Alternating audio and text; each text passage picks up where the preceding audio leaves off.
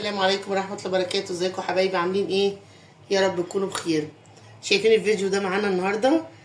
شايفين العجينة اللي قدامكم دي عجينة حواوشي. هعمل حواوشي اسكندراني بالعجينة زي ما انتم شايفين كده. طبعا انا عملتها وخمرتها وقطعتها قدامكم عشان خاطر ايه؟ ما اطولش عليكم الفيديو. تعالوا بقى معانا. وهنا اللحمة اهي عاملاها. هنا عملتها ازاي هقول لكم. عملت نص كيلو لحمه، عليه 4 بصلات، عليه 3 قرون فلفل حار وملح وفلفل والبهارات اللي انتوا عايزينها، اي بهارات. بس تعالوا بقى ان شاء الله اقول لكم العجينه اتعملت ازاي. العجينه دي نص كيلو دقيق.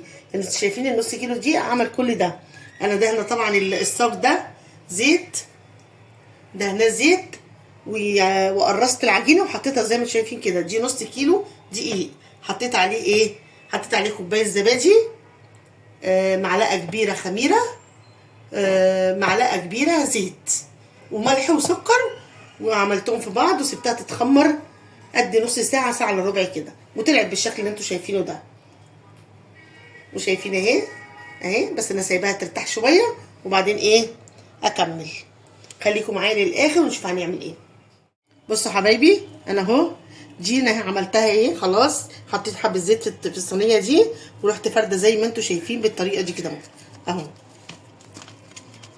سلسه جدا عشان العجينه متخمره حلوه قوي. بصوا بتتفرد معايا ازاي اهي، جميله. حبه زيت صغيره قوي اهو خلاص. وهنجيب بقى حته العجينه بتاعتنا اللي احنا حته اللحمه اللي احنا عندنا بتاعتنا اللي هنحطها اهو اهي. هنكور بقى حته لحمه كده زي ما شايفينها كده بالشكل ده كده، حته صغننه كده اهو اهي على قد العجينه اهي ونفردها كده.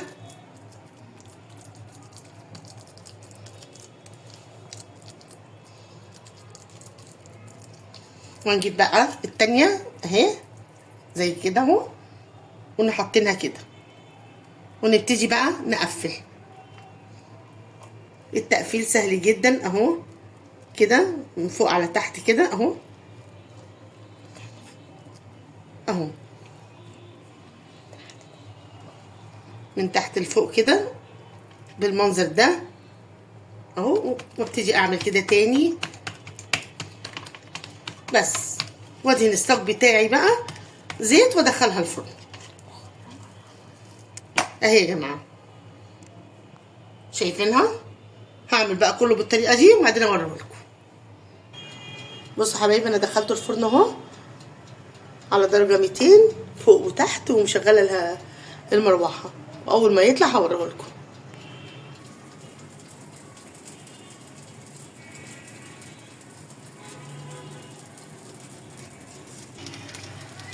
بصوا يا حبايبي اهو خلاص انا هطفي عليه كده. شايفين شكله جميل ازاي وهو في الفرن. هطلعه بقى واقطعه 4/4 واقدمه مع طحينه بقى، مع بطاطس محمره، اللي انتوا عايزينه. يلا اشوفكم في فيديو جديد ان شاء الله، والسلام عليكم ورحمه الله وبركاته.